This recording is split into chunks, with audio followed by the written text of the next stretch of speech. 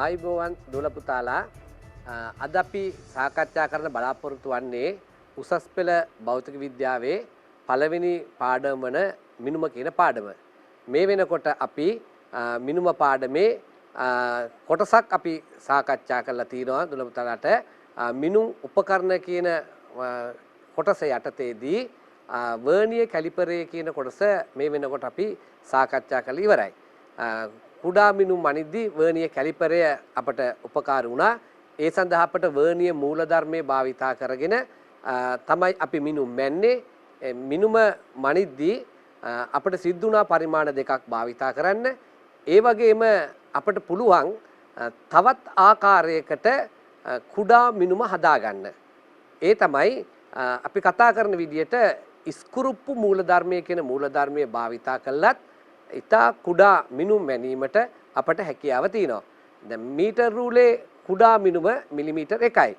අපි වර්නියරේ භාවිතා කළා කුඩා මිනුම මිලිමීටර් 0.1 හෝ ඊටත් කුඩා විදිහට හදාගත්තා. දැන් චලන් වීක්ෂයේ කුඩා මිනුම මිලිමීටරෙන් 100යි. ඒ නැත්තම් 0.01 මිලිමීටර්. ඒ වර්නියර් මූලධර්මය. දැන් අද අපි පුතාලට කතා කරන්න යන්නේ ඉස්කුරුප්පු මූලධර්මයේ භාවිතා කළා ඉතා කුඩා මිනුම් මනින්නේ කොහොමද?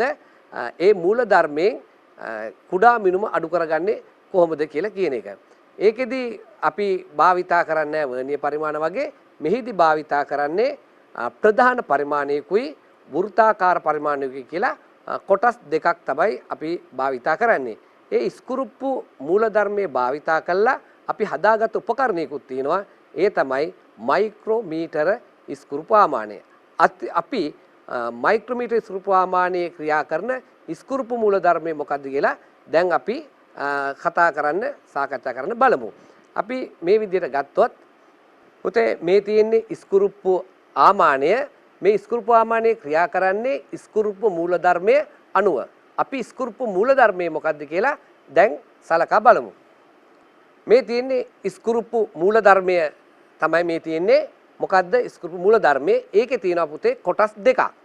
එකක් තමයි ඉස්කුරුප්පුව කියලා එකක් තියෙනවා. අනිත් එක මුරිච්චිය කියලා තියෙනවා. මේකෙදි සිද්ධ වන්නේ ඉස්කුරුප්පුව භ්‍රමණය කරාම මුරිච්චියට සාපේක්ෂව ඉස්කුරුප්පුව ඉස්සරහට එනවා. ඉස්කුරුප්පුව භ්‍රමණය කරාම මුරිච්චියට සාපේක්ෂව ඉස්කුරුප්පුව ඉස්සරහට එනවා.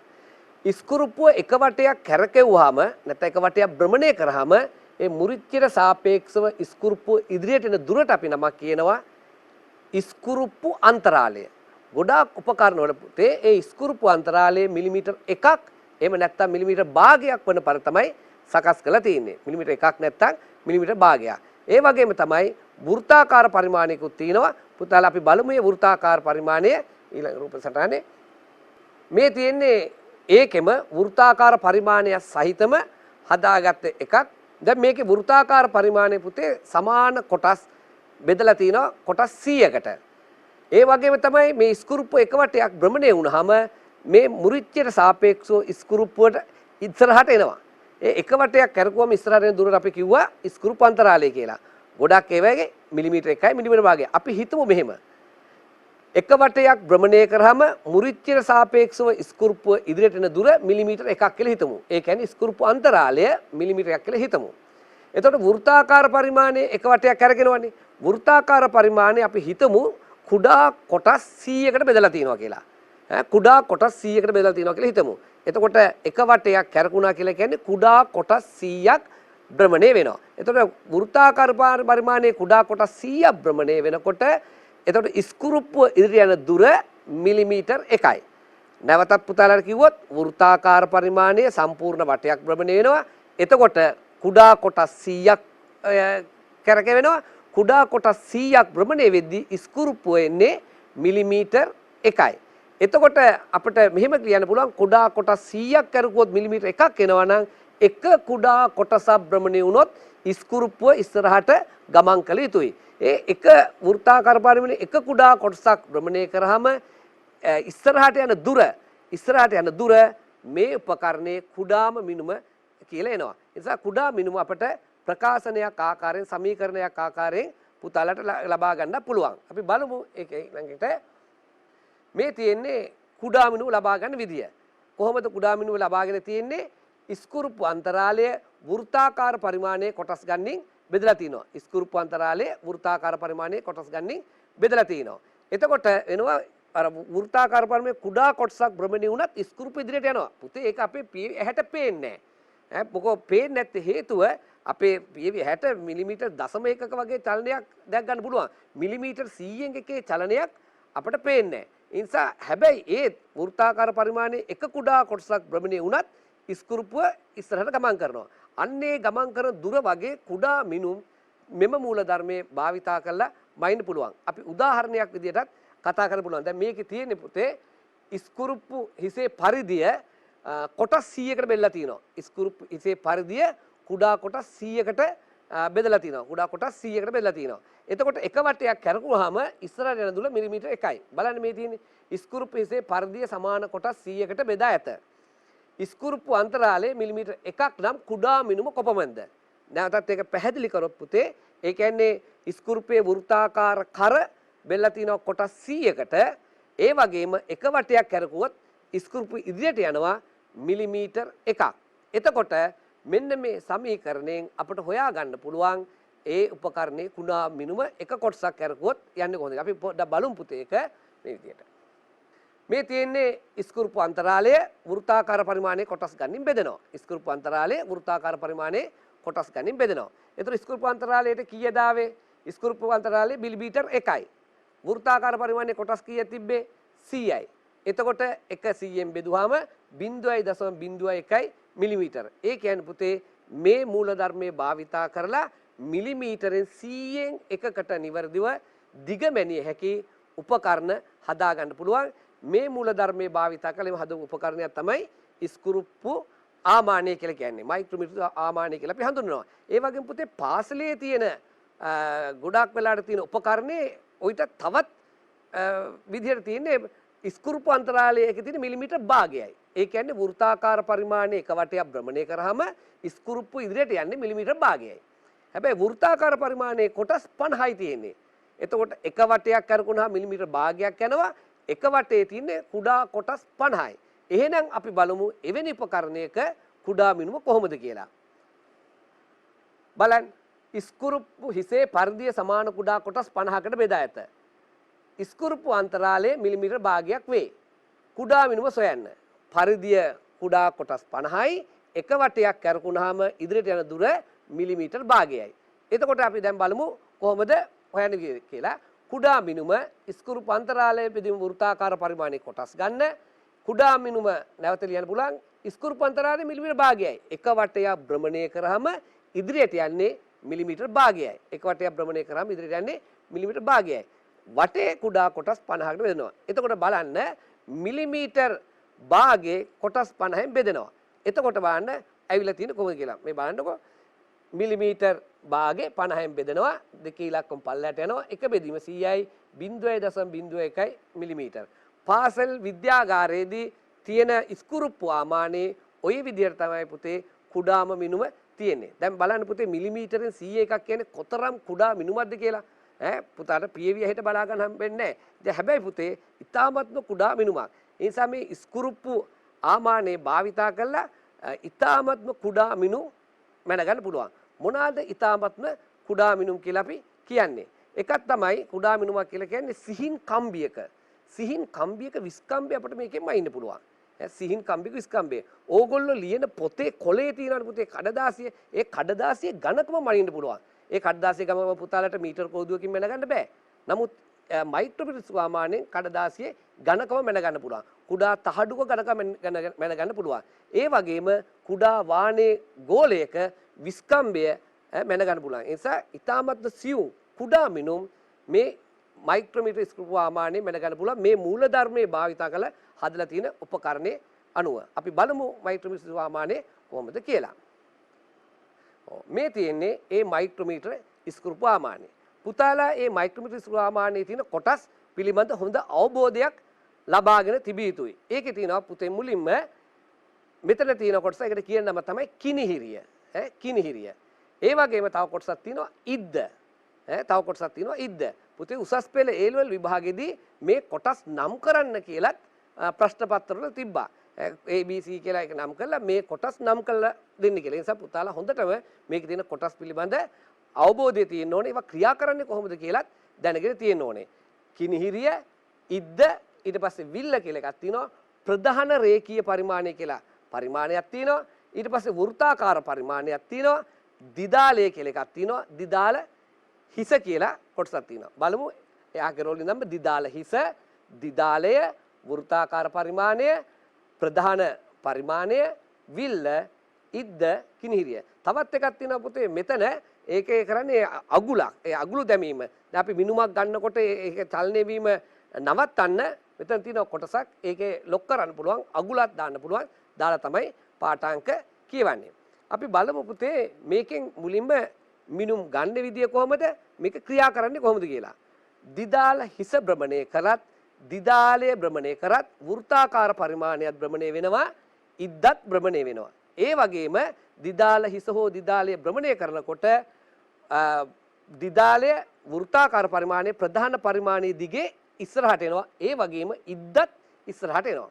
ඕම දිදාලය හෝ දිදාල හිස භ්‍රමණය කරගෙන ආවහම වෘත්තාකාර පරිමාණයයි මේ ශුන්‍යයි ප්‍රධාන පරිමාණයේ ශුන්‍යයි එකම ස්ථානට ආවහම ඉද්දයි කිනිහිරියයි ස්පර්ශ වෙන්න ඕනේ. ඉද්දයි කිනිහිරියයි ස්පර්ශ වෙන්න ඕනේ. එහෙම තමයි අපි නිවැරදි උපකරණයක තියෙන්නේ. හැබැයි හොඳටම මතක තියාගන්න පුතේ දිදාල හිසෙන් භ්‍රමණය කරන්න. දිදාල හිසෙන් භ්‍රමණය කිරීම තමයි ගොඩක් වෙලාට නිවැරදි ක්‍රමය වෙන්නේ. එතකොට දිදාල හිසෙන් භ්‍රමණය කරාම වෘත්තාකාර පරිමාණය ප්‍රධාන පරිමාණයේ දිගේ ගිය දුරත් ඉද්ද මෙහෙම ගිය දුරත් දෙක සමානයි. ඒ කියන්නේ ඉද්දයි කිනිහිරියයි අතර පරතරය තමයි ප්‍රධාන පරිමාණයේ ශුන්‍යයි මේ වෘත්තාකාර පරිමාණයේ ශුන්‍යයි අතර පරතරයෙන් ලැබෙන්නේ ඒ දෙකම තමයි. ඉද්දයි කිනිහිරියයි අතර පරතරයම තමයි වෘත්තාකාර පරිමාණය සහ ප්‍රධාන පරිමාණයේ ශුන්‍ය අතර පරතරය ලැබෙන්නේ. දැන් අපි බලමු මේ උපකරණයේ භාවිතා කරලා කිසියම් මිනුමක් මැනගන්නේ කොහොමද කියලා. අපි හිතමු ඝනකම මැනිය යුතු තහඩුව මේ ඉද්දයි කිනිහිරිය අතර තියෙනවා. ඝනකම මැනිය යුතු තහඩුව මේ ඉද්දයි කිනිහිරිය අතර තියෙනවා. තියලා ඉවරලා අපි දිදාල හිසෙන් තමයි පුතේ භ්‍රමණය කරන්නේ. ඉද්දයි කිනිහිරිය අතර තියලා දිදාල හිසෙන් තමයි අපි භ්‍රමණය කරන්නේ. දිදාල හිස භ්‍රමණය කරගෙන එද්දී ඔන්න මේ තහඩුව ඉද්දහා කිනිහිරියට ස්පර්ශ වෙනවා. ඉද්දහා කිනිහිරියට ස්පර්ශ වෙනවා. ස්පර්ශ වුණාට පස්සේ අපි දිදාලයෙන් එහෙම භ්‍රමණය කරොත් කිසියම් දෝෂයක් සිදු වෙන්න පුළුවන්. ඒ තමයි දිදාලයෙන් භ්‍රමණය කරොත් මේ ඉද්දහා කිනිහිරිය අතර ස්පර්ශ වෙලා තියෙන තහඩුව එහෙම නැත්නම් කම්බිය paludu වීමට ලක් වෙන්න පුළුවන්. දිදාලයෙන් කැරකු හැටිය තෙරපිලා paludu වීමට ලක් වෙන්න පුළුවන්. ඒ නිසා අපි කිසි විටක දිදාලයෙන් භ්‍රමණය කරන්නේ නැහැ. දිදාල හිසෙන් තමයි භ්‍රමණය කරන්නේ. ඒ දිදාල හිස භ්‍රමණය කරගෙන ආවම નિયમિત පරිදි ඉද්දහා කිනිහිරිය අතර වස්තුව හිර වුණාට පස්සේ කොපමණ දිදාල හිස භ්‍රමණය කළත් කොච්චර දිදාල හිස කැරකුවත් ඉද්ද ඉස්සරහට එන්නේ නැහැ. ඉද්ද ඉස්සරහට එන්නේ නැහැ. ඉද්ද ඉස්සරහට එීම නවතිනවා.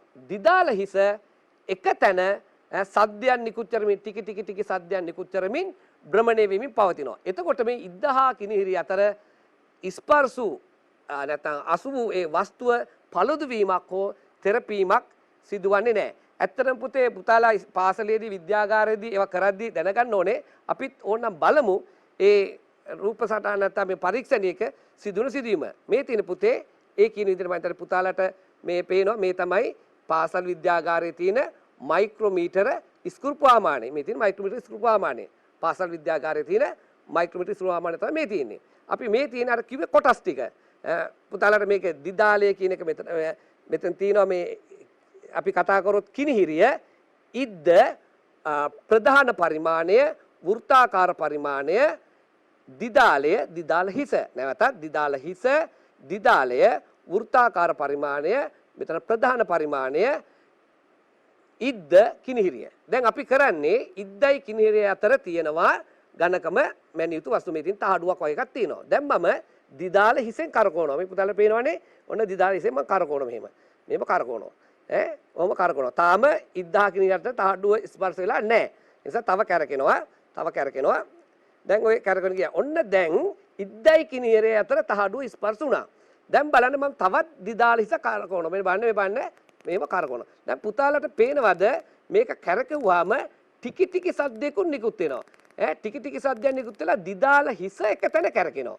එකතැන කැරකෙනවා. නමුත් ඉද්ද ඉස්සරහට ගමන් කරන්නේ නැහැ. එතකොට මේ ඉද්ද හා කිනිහිරිය අතර ස්පර්ශ වෙලා තියෙන තහඩුව අනවශ්‍ය ලෙස සම්පීර්ණ වීම, paludu වීම ඒ කිසිවක් සිදුවන්නේ නැහැ. ඒ නිසා මේ මයික්‍රෝස්කෝපමානේ මේ දිදාල හිස සුවිශේෂ යාන්ත්‍රණ ක්‍රමයකින් සකස් වෙලා තියෙන. පුතාලට ඇහෙනවනේ මේ බලන්න සද්ද කරාම දිදාල හිස ටිකි ටිකි සද්දයන් නිකුත් කරමින් පුතාලට කැරකෙනවා පේනවා. ඒ නිසා කම්බියක් විස්කම්බේ මැන්නත් තහඩුවක විස්කම්බේ මැන්නත් දිදාල හිසෙන් තමයි පුතාලා භ්‍රමණය කරන්නේ. ඒ නිසා පුතාලා ගැන හොඳින් දැනගෙන තිබිය යුතුයි. අපි යන්කෝ ඊළඟ ටික බලන්න. හරි. මේ තියෙන පුතේ ඒ විදිහටම සිහින් කම්බියක මේ පුතාලා පේනවනේ සිහින් කම්බියක විස්කම්බේ මයින් ආකාරය. ඉද්දහා කිනිහිරිය අතර කම්බිය තියලා තියෙනවා.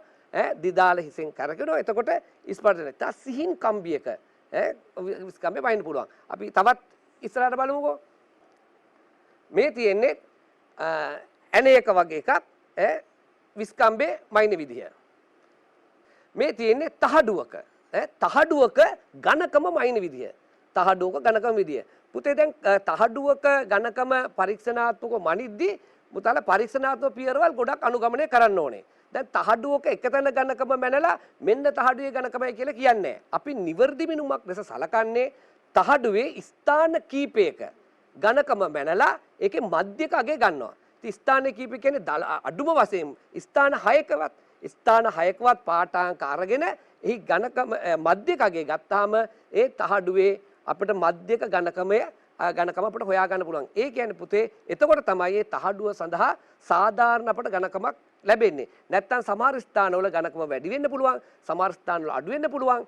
ඒ නිසා මධ්‍යක ඝනකම එතන ලැබෙනවා. ඒ වගේම පුතේ කම්බියක විස්කම්බේ මනිද්දිත් අපි ස්ථාන 3ක් ගන්නවා. ඒ වගේම පුතේ ලම්බක පිහිටීම් 3ක් ගන්නත් ඕනේ. ස්ථාන 3ක විස්කම්බේ මනිනවා. ඒ වගේම ඒ ස්ථාන 3 විස්කම්බේ මැල්ලා ලම්බක පිහිටීමෙත් මනිනවා. එක තැනක මනිනවා ආපහු ලම්බක පිහිටීමෙත් මනිනවා. තව තැනක මනිනවා ආපහු ලම්බක පිහිටීමෙත් මනිනවා. ඒ වගේ අපිට ලම්බක පිහිටීම් 3ක් ගන්නවා. ඒ පාටක් එකයි එතන ලම්බක පිහිටීමයි. පුතාලට තේරුණා නේද? තව තැනයි ආපහු ලම්බක පිහිටීමයි.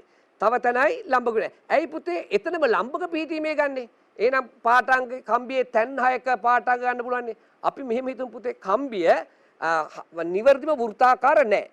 අපි හිතමු කම්බිය නිකන් තැලිලා වගේ තියෙන්නේ. ඉතින් මම කියන්නේ අපි ස්ථාන 6ක පන්න පාඨාංග ගත්තා. එතකොට පුතේ ලැබෙන්නේ අපි අර කම්බිය තැලිච්චි තැන් 6ක පාඨාංග.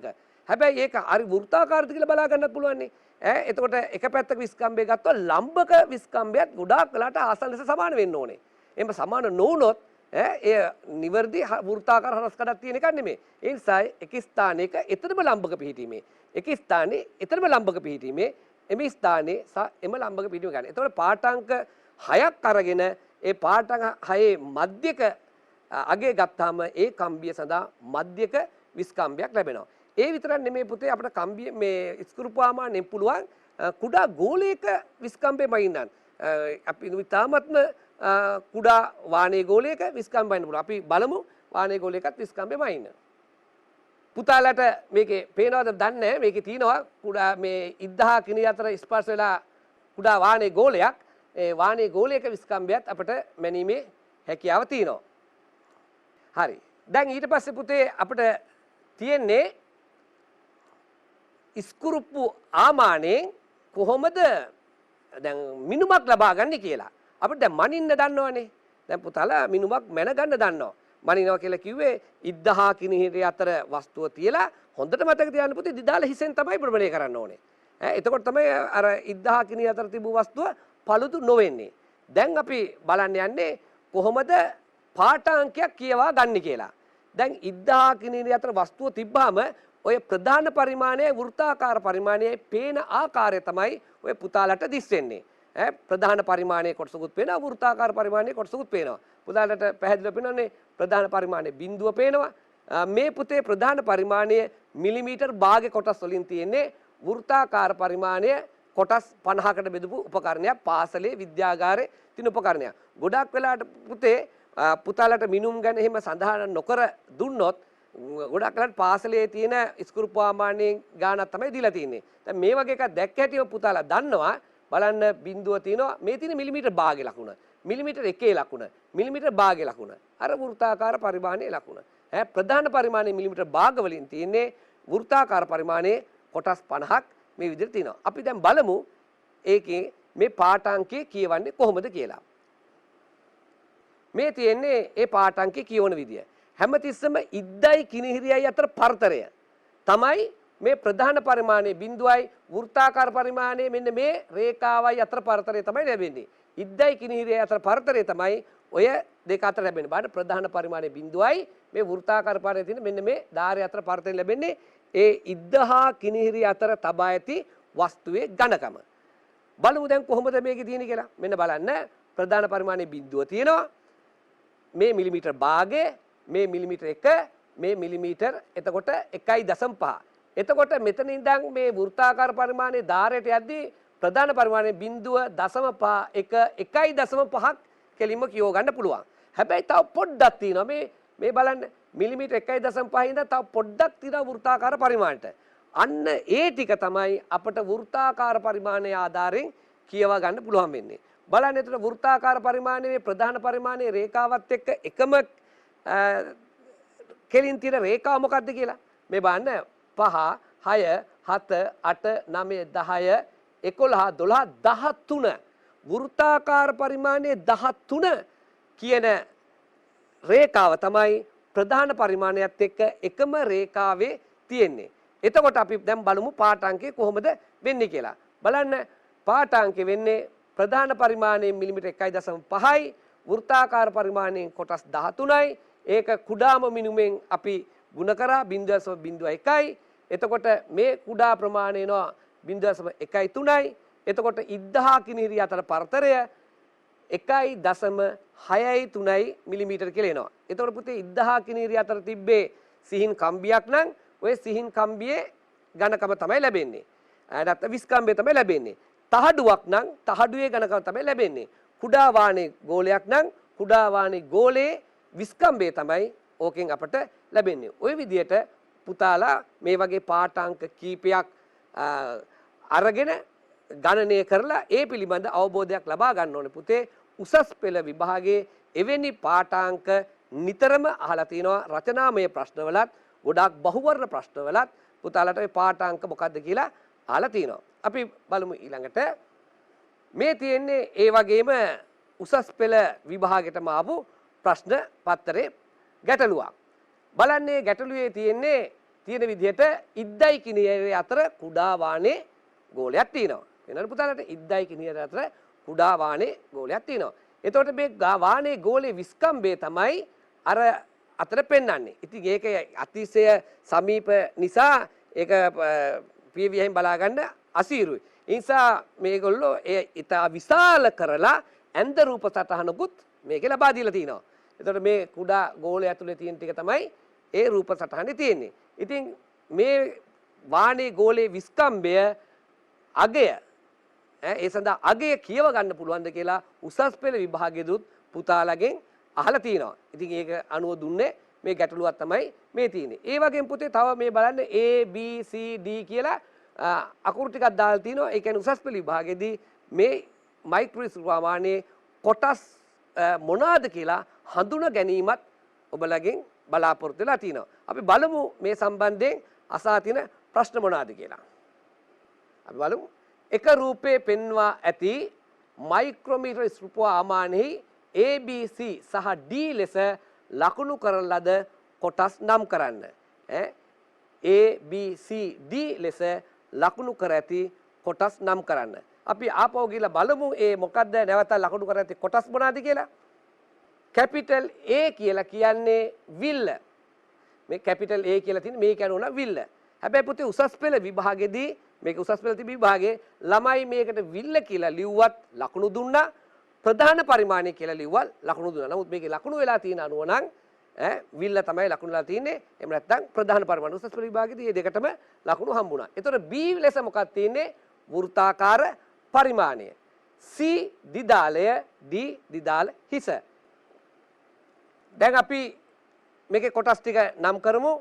A කියන එක තියෙන්නේ විල්ල.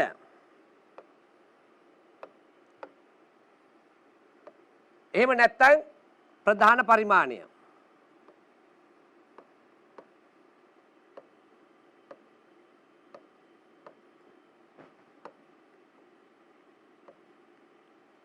ඒ ප්‍රධාන පරිමාණය. එතකොට බලමු B කියලා කියන්නේ මොකක්ද කියලා. නැවත අනිත් රූපෙට කියලා B කියලා බලමු මොකක්ද තියෙන්නේ කියලා. B ලෙස තියෙන්නේ වෘත්තාකාර පරිමාණය. අපි මෙතනින් බලමු B වෘත්තාකාර පරිමාණය, C දිදාලය, D දිදාල හිසය.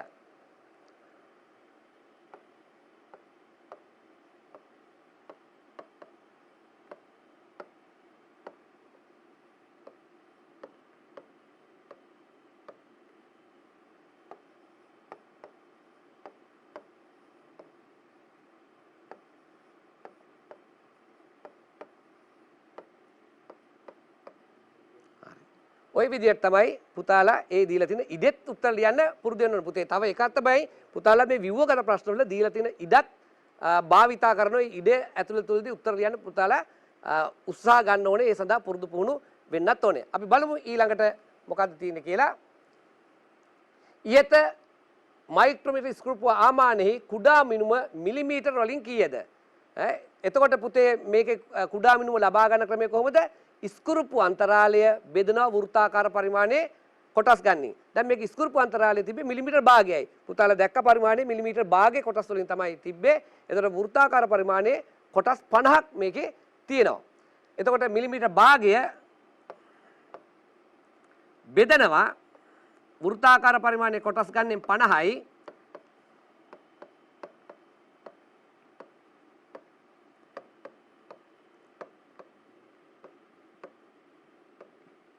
මිලිමීටර් 100න් එකයි. එතකොට මේකේ කුඩා මිනුම එතරම් නිවැරදිව මේකේ මිනුම් ලබා ගන්න පුළුවන්. බලමු ඊළඟ ප්‍රශ්න මොකක්ද කියලා. ඉහත රූපේ පෙන්වා ඇති බෝලයේ විස්කම්බය සඳහා පරිමාණයේ පාඨාංකය මිලිමීටර් වලින්. අපි නැවත යන් කීයද ඒකේ විස්කම්බය හොයන්න. ඒක පුතේ පාඨාංකේ බලන්න ඕනේ. ඒකේ විශාල කරලා තියෙන පරිමාණය තමයි තියෙන්නේ. මෙන්න මෙතන තමයි පුතේ මේ බෝලයේ විස්කම්බය මෙතන තමයි පෙන්නලා තියෙන්නේ. අර මේ මිලිමීටර භාගය කොටස් තියෙන බිංදුව මිලිමීටර භාගය 1 1.5 2 2.5 3 3.5 4 4.5 5.5 මිලිමීටර 6යි.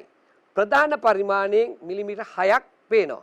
ඒ වගේම තව වෘත්තාකාර පරිමාණය බලමු. 40 45 46 47 48 වෘත්තාකාර පරිමාණයනොත් කොටස් 48ක් තියෙනවා. එතකොට මෙතනින් මිලිමීටර 6යි වෘත්තාකාර පරිමාණයෙන් කොටස් 48යි. අපි බලමු දැන් ඒකේ පිළිතුර කොහොමද ලියන්නේ කියලා.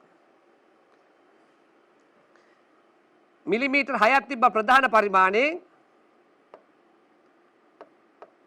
වෘත්තාකාර පරිමාණයෙන් කොටස් 48ක් තිබ්බා.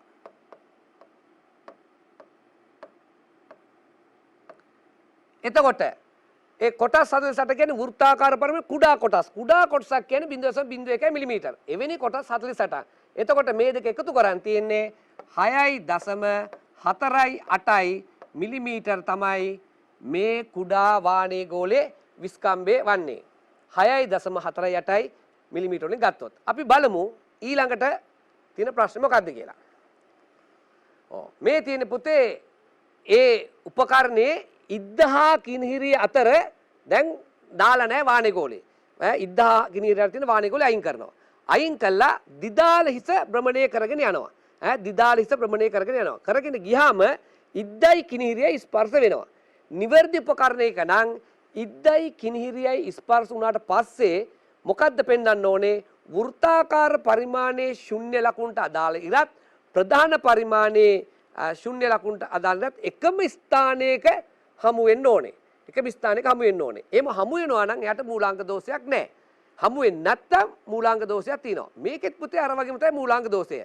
හනු මල බැඳිලා නම් එතකොට මොකදලා තියෙන්නේ? අපි ඒ දෝෂය හොයලා ඒක අඩු කරන්න ඕනේ.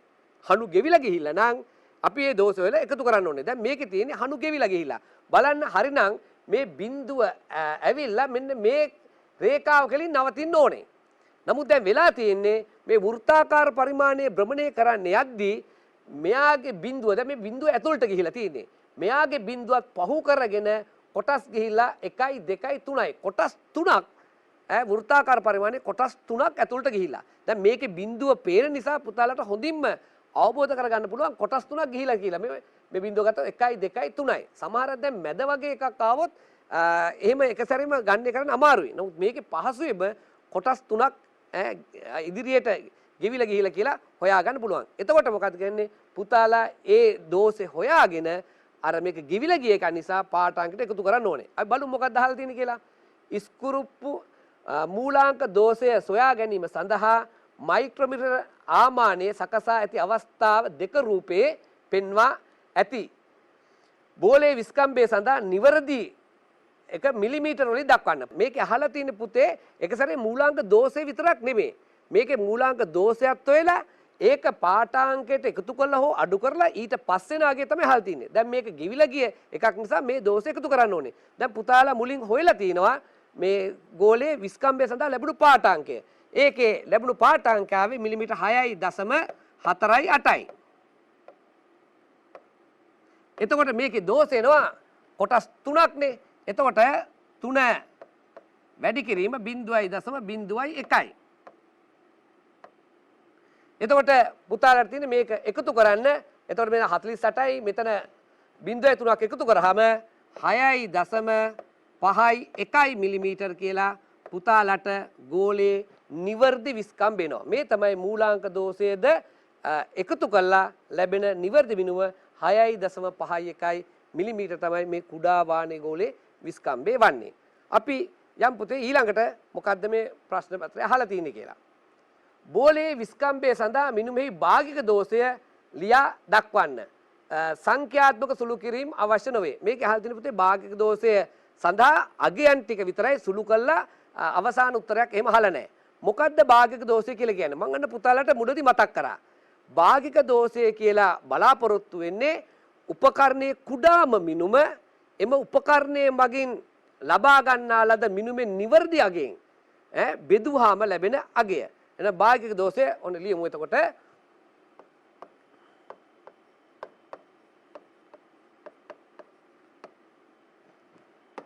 මේකේ කුඩා මිනුම 0.01 මිලිමීටර. මිනුමේ නිවර්දි අගය 6.51 මිලිමීටර. ඕක තමයි අපි බලාපොරොත්තු වෙන්නේ. මේක ඒකක කැපිලා ගිහිල්ලා අවසානයේ ඉතුරු වෙනවා 1 බෙදීම 651. මොකෝ භාගික දෝෂෙට ඒකක සිදු වෙන්නේ නැහැ. මොකෝ උඩ ඒකක දෙක කැපිලා ගිහිල්ලා. දැන් හොඳට මතක තියාගෙන ඒක අනුපාතයක් නිසා ඒකකයක් අපට ලැබෙන්නේ නැහැ. හරි. දැන් අපි බලමු ඊළඟ කොටස. වස්තුව පමණට වඩා තෙරපීම වැළැක්වීම සඳහා මයික්‍රෝමීටර ස්ක්‍රූප් ආමානයේ යොදා ඇති පූර්වපාය කුමක්ද? මම මේක පුතාලට මේ මයික්‍රෝමීටර ස්ක්‍රූප් ආමානයේ විස්තර කරද්දි කියලා දුන්නා. බලන්න අන්න උසස් පෙළ විභාගයේදී ප්‍රශ්න පත්‍රයේදී ඒක අහලා තියෙනවා පුතාගෙන්. මොකද්ද අහලා තින්නේ? ඉද්ද හා කිනිහිරිය අතර සිරවලා තියෙන වස්තුව පළුදු වීම අනවශ්‍ය ලෙස තෙරපීම වැළැක්වීම සඳහා දිදාල හිසෙහි සුවිශේෂ යාන්ත්‍රණයකින් ඒක සවිකල් තිනවා. මොනවද වෙලා තින්නේ? එතකොට දිදාල හිසේ තමයි භාවිතා කරලා තින්නේ. පූර්වපාය මොකද්ද? ඉද්ද හා කිනිහිරිය අතර ස්පර්ශ වෙලා තියෙන වස්තුව අනවශ්‍ය ලෙස තෙරපීම වැළැක්වීම ඒකේ දිදාල හිසෙන් සිදු කරනවා. ඒක තමයි අපි ඒකේ බලාපොරොත්තු වෙන්නේ.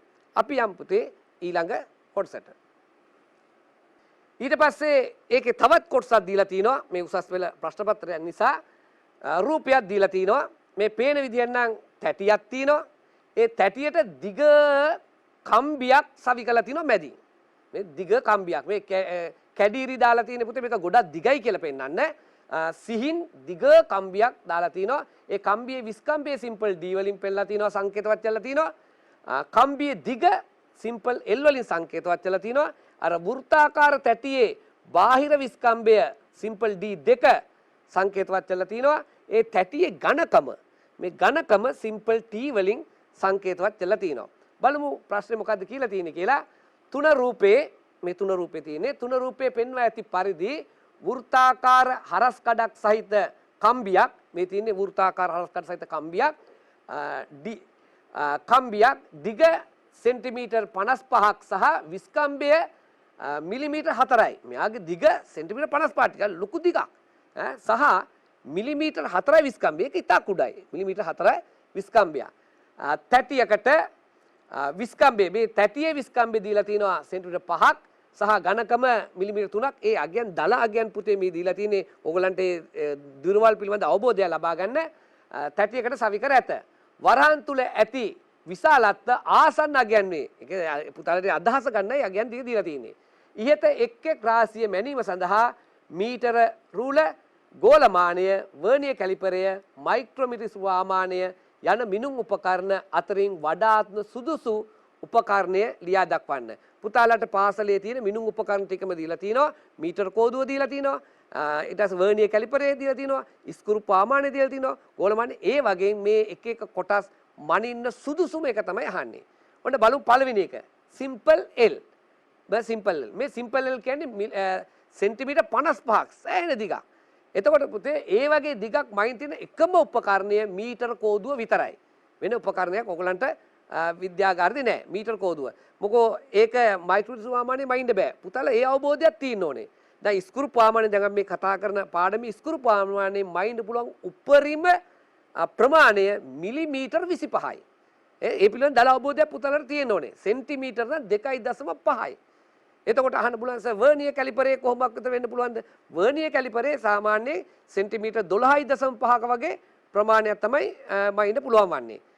ඒ වගේම චලන් වීක්ෂයක් සෙන්ටිමීටර් 20ක විතර ප්‍රමාණයක් මයින්ද පුළුවන්. මීටර ඊට වැඩි සියලු දිගවල් මීටර් කෝදුවෙන් තමයි මයින්ද පුළුවන්. හැබැයි මැන්නට කමක් නැහැ පුතේ. අපි පුතාලා දන්නවා අපි මීට ඉස්සල කර පාඩම් වලදීත් කියලා දීලා තිනවා සෙන්ටිමීටර් 10ට වඩා වැඩි දිගවල් මීටර් කෝදුව භාවිතා කළාට කමක් නැහැ මනින්න. මොකද ඒතකොට ප්‍රතිශත දෝෂය 100ට 1ට වඩා අඩු වෙනවා. ප්‍රශ්නේ තියෙන්නේ සෙන්ටිමීටර් 10ට වඩා අඩු දිගවල් මීටර් කෝදුවෙන් මැන්නට පස්සේ තමයි ප්‍රතිශත දෝෂය වැඩි වෙන්න පටන් ගන්නෙ.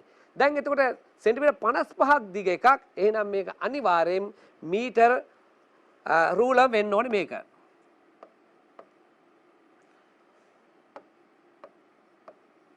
මීටර් රූල D1 D1 කියන්නේ පුතේ මේ කම්බියේ ඝනකම. බලන්න කම්බියේ ඝනකම ආසන්න ලෙස මිලිමීටර් 4යි. කියන්නේ කම්බියේ විස්කම්බේ නේ. කම්බියේ විස්කම්බේ. ඕකමයි තියන්නේ මයික්‍රොමීටර ස්ක්‍රූ ප්‍රමාණය.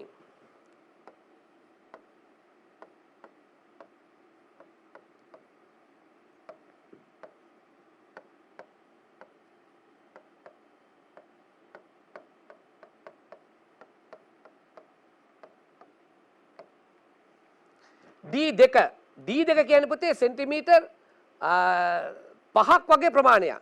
ඒක වර්නියරෙන් මෙන්න ගන්න පුළුවන්. සෙන්ටිමීටර් 5ක් වගේ ප්‍රමාණයක් වර්නියර් කැලිපරේ මයින්න පුළුවන්.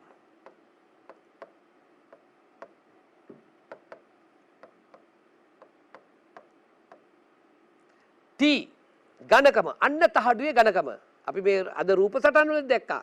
තහඩුවේ ඝනකම ඉන්නේ මයික්‍රොමීටර ස්ක්‍රූ ප්‍රමාණය. එහෙනම් මේකත්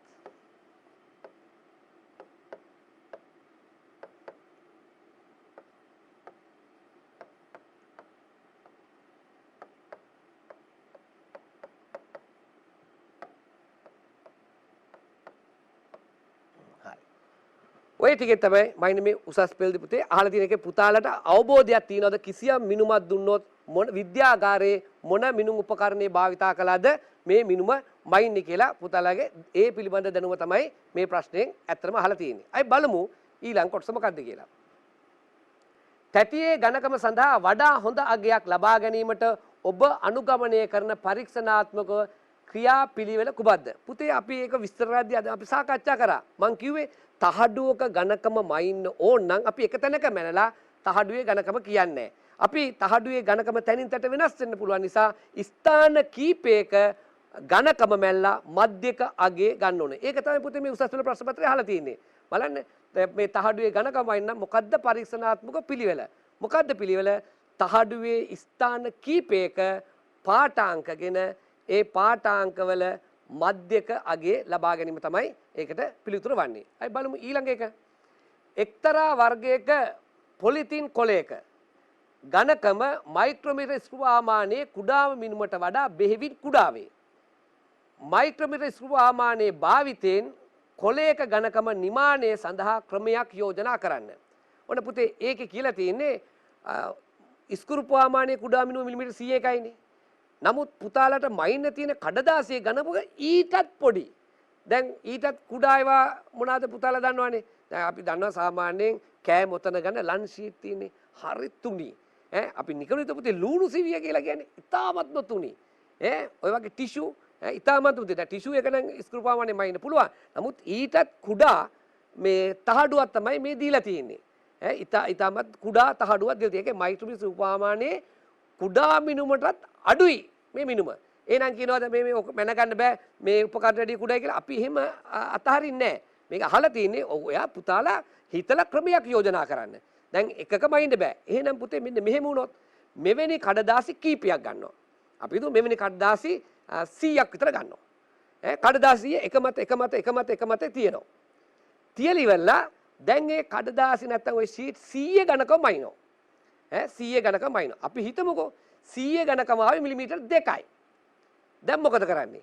මං කරනවා ඒක බෙදනවා අපි හිතමු ඔය කොටස් 100න්. අපි එහෙමත් හිතමුකෝ. නැත්තම් 100 ගණකම ආවේ මිලිමීටර් 0.01යි.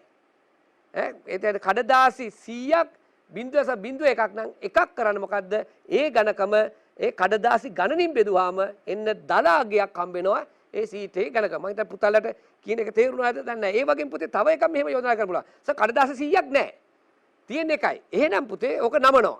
එකයි එතකොට දෙකක් වෙනවා ආපහු නමනවා හතරක් වෙනවා ආපහු නමනවා අටක් වෙනවා ආපහු නමනවා 16ක් වෙනවා ආපහු නමනවා 32ක් වෙනවා ඔන්න එතකොට එක මත කියලා දැන් අපි දු තහඩු 32ක් ඇවිල්ලා ওই 32 ගණකම අයින්නවා මැනලා අන්නේ ආවේ පාඨාංකේ 32න් බෙදුවාම ආසන් ලෙස අපි එක තහඩුවක ගණකම මයින්නවා ඒ නිසා පුතේ උඩක් වෙලාවට උසස් පෙළ විභාගෙදී පුතාලගේ ඒ වගේ නිර්මාණශීලී දැනුමුණු බලාපොරොත්තු වෙනවා කොහොමද මේවා භාවිතා කරලා Tamanට ප්‍රයෝජනවත් විදියට කතා කරන්න කියලා ඒකේ අහපු ප්‍රශ්නයක් තමයි එතකොට මේ තියෙන්නේ දැන් පුතාලට තේරුණාද උසස් පෙළ ප්‍රශ්නයකට පිළිතුරු සපයන විදිය ඒ අහලා තියෙන විදියට මේ භාවිතා කර දැනුම අරගෙන ඒවා තමයි භාවිතා කරන් තියෙන්නේ හරි පුතේ අපි අපි කතා කරේ මයික්‍රොමීටර් ස්පූර්ප ආමානය ගැන අපි ඊට පස්සේ මේ ස්කුරුප්පු මූලධර්මයෙන් භාවිතා කරලා තව අපිට තියෙනවා උපකරණයක් කතා කරන ගෝලමානය කියලා අපි ඒකත් සාකච්ඡා කරන්න බලමු